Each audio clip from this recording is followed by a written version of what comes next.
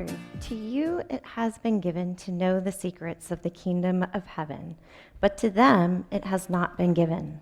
For to those who have, more will be given, and they will have an abundance.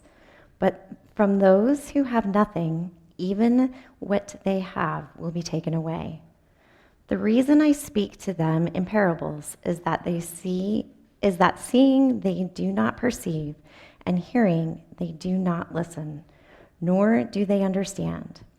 With them indeed is fulfilled the prophecy of Isaiah that says, "You will indeed listen, but never understand, and you will indeed look, but never perceive. For this people's heart has grown dull, and their ears are hard of hearing, and they have shut their eyes so that they might not look with their eyes and listen with their ears and understand with their heart and turn, and I would heal them. But blessed are your eyes, for they see, and your ears, for they hear." Thanks, Heather. Man, you can see why sometimes you read the Bible and you're like, that's a labyrinth of words. I got to read that over and over again. What did that even say, right? So good morning. My name is Theresa, and I'm so excited to get to be with you this morning. I get to be married to Adam, and we have three amazing they're men now. And we get to be a part of this church community and narrate with you guys, and that is something that we don't take lightly. So thank you very much for letting us be a part of this community and love and serve Helena with you. This morning, I really hope that it's a sensory morning for us all. I hope that you're sitting in a comfortable seat. Maybe it's a little squeaky, but a cushy seat. Maybe you're holding a warm beverage. You can smell the fresh coffee or tea. I hope this morning there's some intellectual interaction, but also that there's something that draws us into our bodies and our experience that way. So I just want to start by praying Ephesians 1:18 over us this morning. I pray that the eyes of your heart would be enlightened to the hope to which he has called you, his riches and glorious inheritance in the saints, and his incomparably great power for us who believe. And Lord, I pray that with our eyes we would see and perceive this morning, that with our ears we would hear and understand. And I pray with our minds we would be thoughtful, that we would give attention to our hearts and focus to where our feet are taking us. Amen. So have you ever had that experience of being known?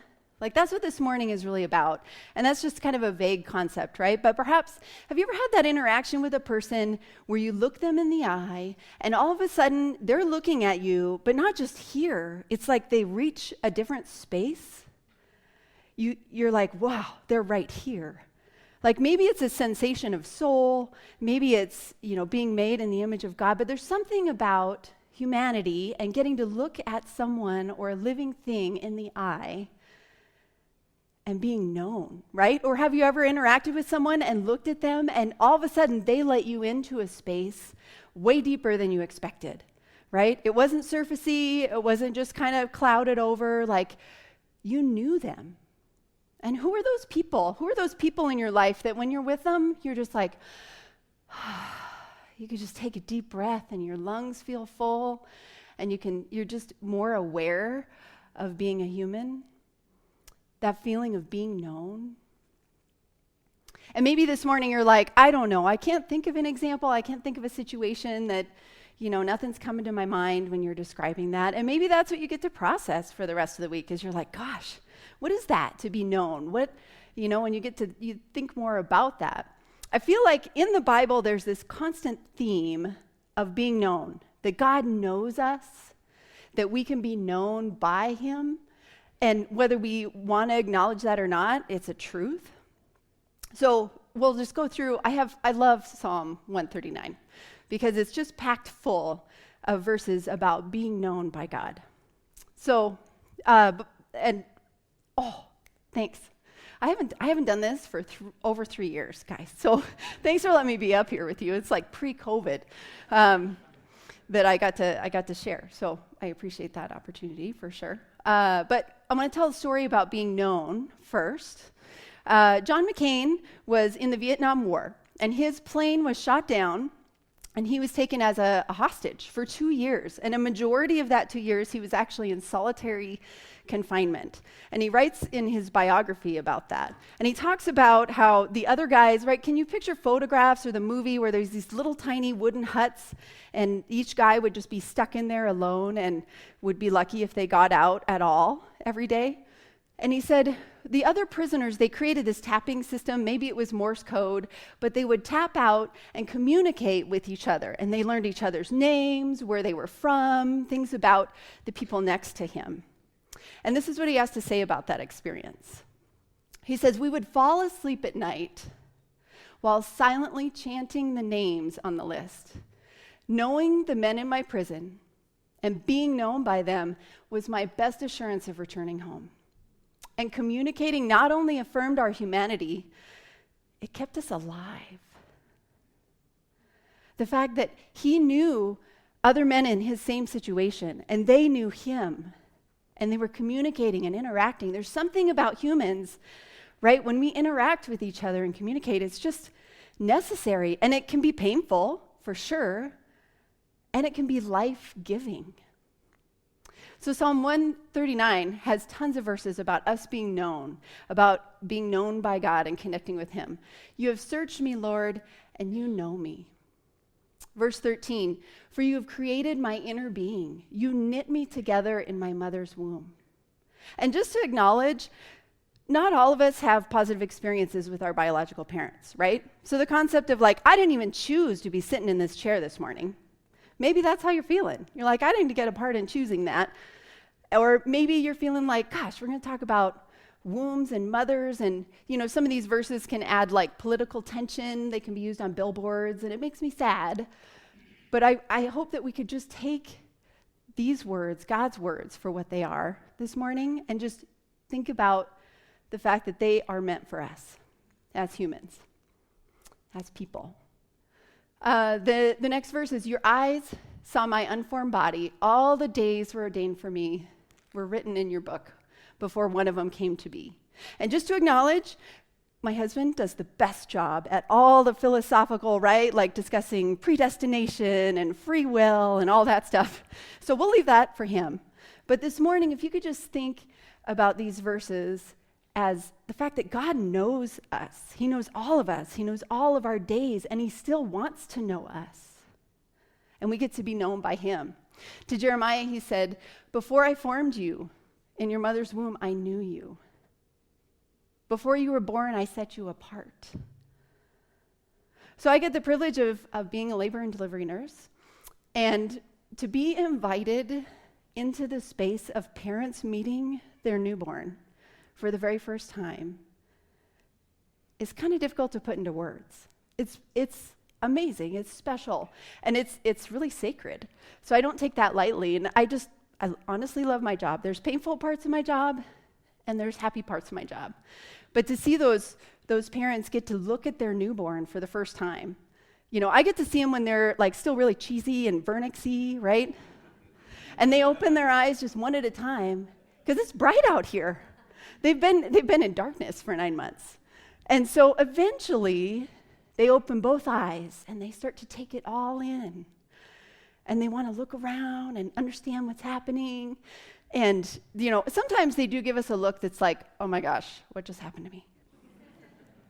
And other times they are kind of like, hey, I'm keeping an eye on you, lady. Where are you putting that thermometer? And other times they're like, wow, this is so overwhelming. And then sometimes they're like, really, this hat?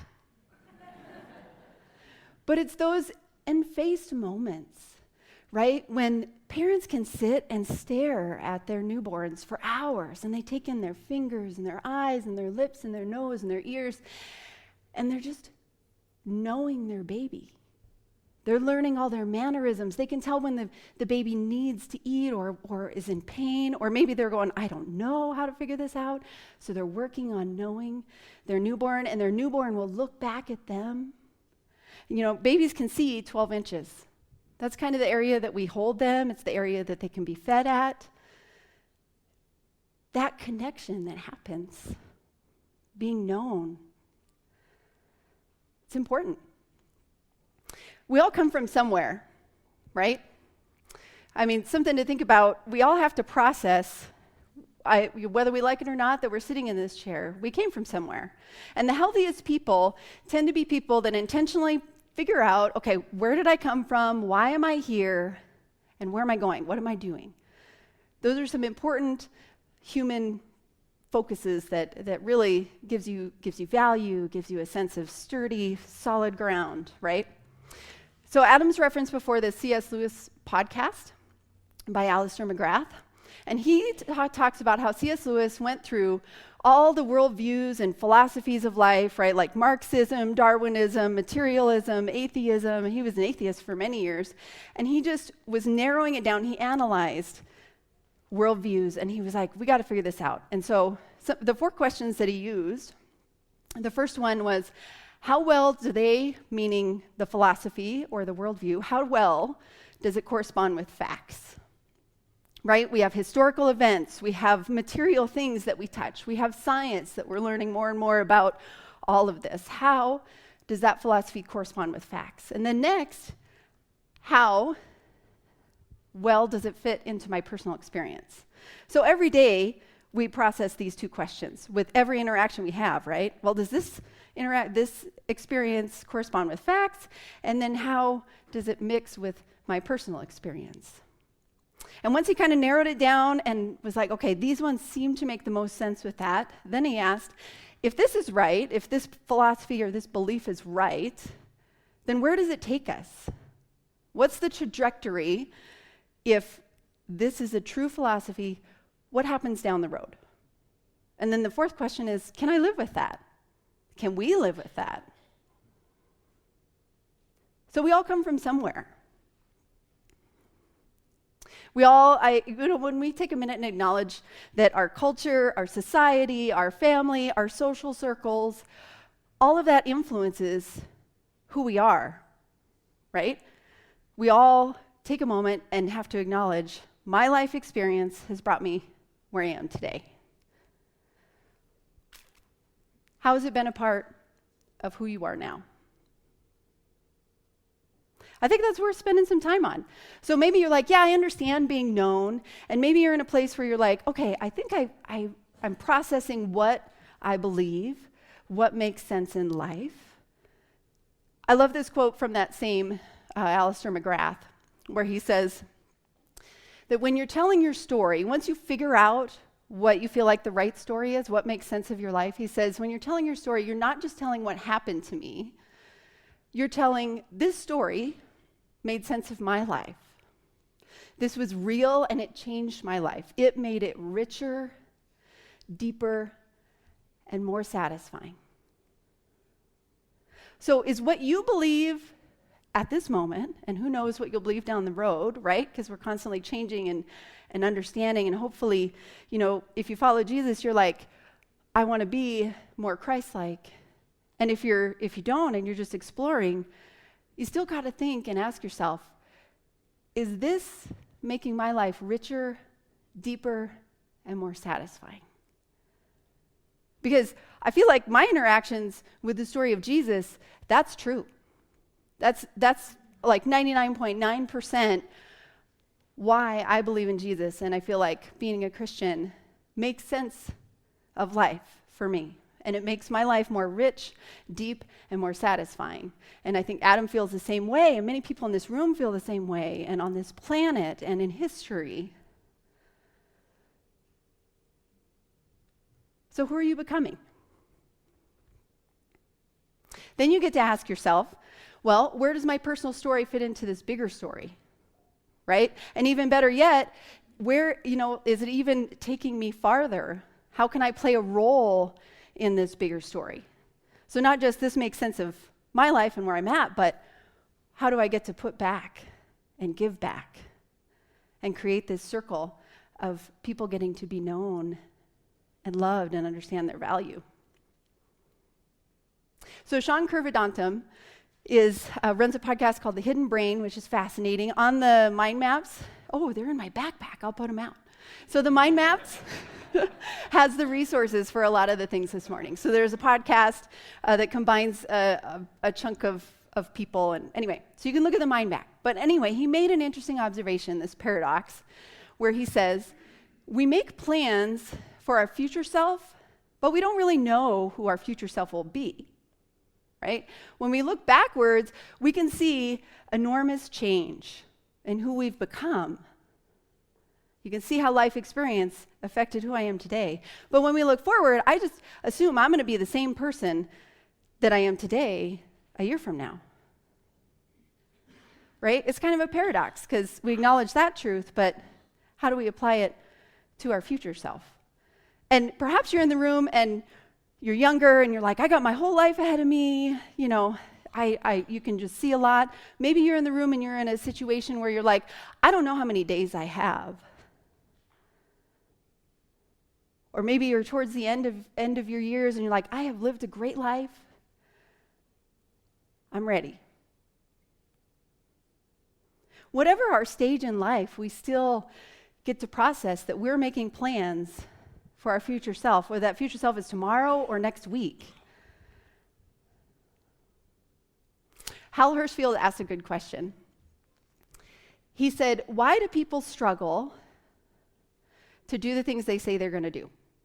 Right? So like, why do people struggle to save money? Why do people struggle to lose weight? Why do people struggle to accomplish the certificate or the degree that they set out to do? And he took people and he put them in an MRI machine and he studied their brain. And when he was studying their brain, he would ask them questions. So for example, Tom Cruise. Most of us can associate, okay, Tom Cruise is an actor. Maybe you can even picture what he looks like. And so you relate, you know who he is. So he would ask the people in the MRI machine, he'd say, is Tom Cruise funny? And there'd be a part of the brain that would light up. And that part of the brain that lit up, they paid attention to. And then he'd switch the question and he'd say, is your future self funny?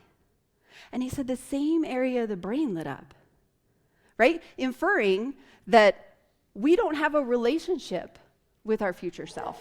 We know about that person, but none of us, well, I shouldn't say none, but it's highly unlikely that anybody in this room has a true relationship, an emotional relationship with Tom Cruise, right? So that same area of our brain is associating with our future self. So how do we split that gap, right? How do we create an emotional relationship with our future self so that we understand our decisions that we are making today are impacting our future self? It's almost like these decisions and consequences befall somebody else, right? If it's somebody as relationally as far away as Tom Cruise, it doesn't matter what I decide today. So how do we correct that space? I think he also asked a good question. He says, why is it that people donate money, right? Speaking of acting on thoughts and opinions, taking action, he says, why do people often act on donating to charity? So maybe you've seen the 1-minute video with the starving dogs and cats and the big eyes behind the cage. Have you guys seen this? And it you just pause what you're doing and you watch. You know, this marketing must work. People must donate because it's like, oh, it's so sad, and the music is playing, and then they're like, if you donate today, you can save a life. And in the next 10 minutes, you get a special blanket. And you're like, yeah, sure. I want to save a life. You know, what are they doing? Hal Hershfield observed that he's like, it's because that organization created an emotional relationship. You had a moment where that person or situation that you are donating to became very vivid, and you were relating and connected emotionally to that. Compassion also is an organization that's good about telling stories. And quite a few months ago, we got to hear from Lacey. She's one of our beautiful friends that came and shared about all the good things that Compassion does. And I think she's going to come in a handful of months from now. So we get to hear from her again, which will be a treasure. And to be honest, I was pretty skeptical about such a big organization. It's very automated. I was kind of like, I don't know. Do they use the money how they say they're going to use the money? And she just looked at me and she says, why don't you come and see? It's a very Jesus-like statement, right? Why don't you come and see? So I got the privilege in February to go down to the Dominican Republic with her, and I did get to see. I saw the headquarters where all the letters come in and the letters go out and things like that, and I got to see their process that way. I got to see all the programs that they had, and their first program is with pregnant women, because they acknowledge that the stress that women have while they're growing a fetus inside, that fetus is affected by all their life experience. So if they're in a stressful environment on the outside of the mother, that baby is having a hard time too. And so they start with their survival program. And then they have a preschool program, and then they have a high school program. And we got to see all those steps. We got to see brand new church relationships starting the programs. We got to see really established programs. And it was beautiful because when we came, the people that were volunteering would say, I was a sponsor kid, and now I'm volunteering. That's legit, isn't it? It's not like, hey, thanks for all the help, see ya. It's like, thanks for all the help, and this is good stuff. And they come back around, and they volunteer and serve. And we got to hear testimonies from these kids, right? We think a testimony, it's a marketing term, like, hear testimonies of our customers.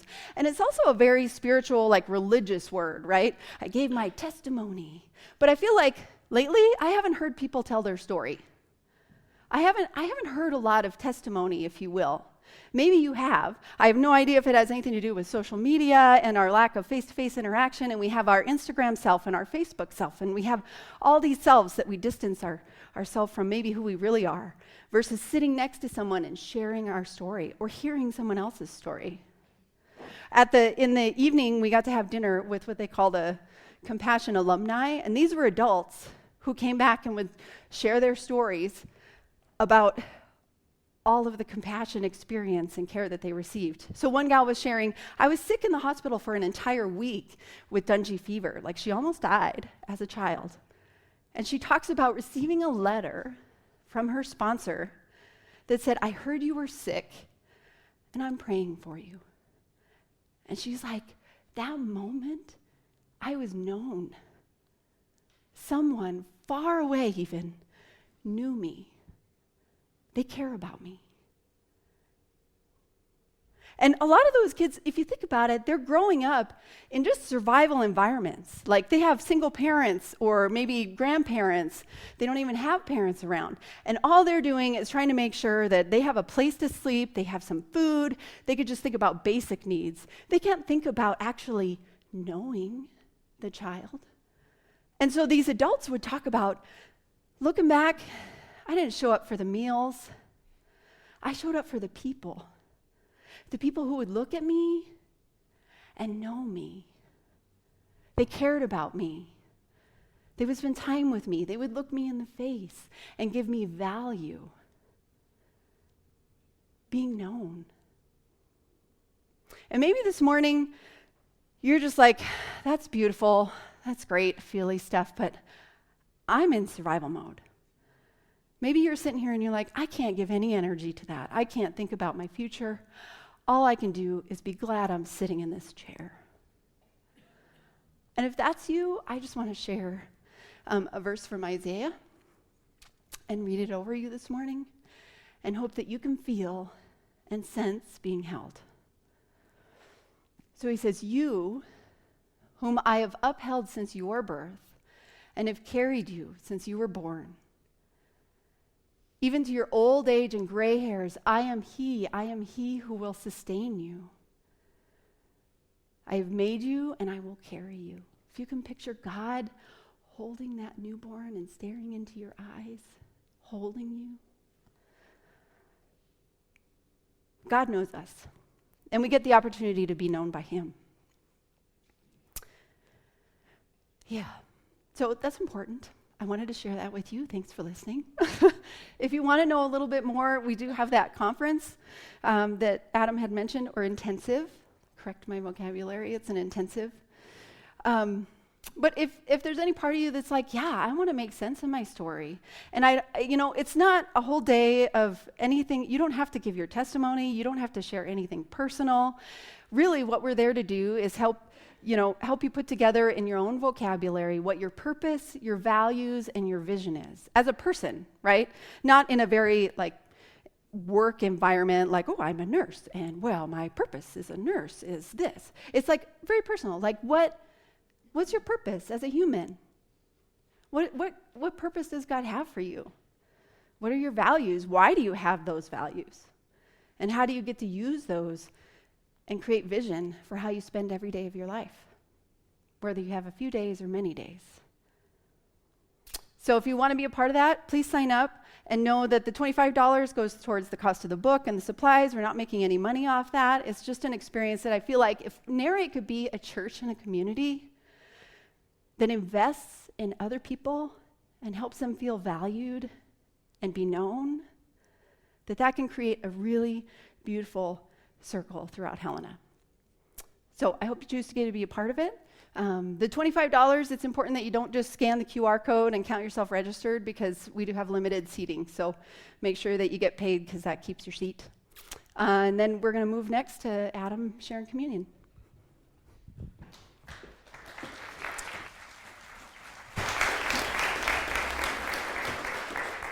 That might be the best sermon I ever heard.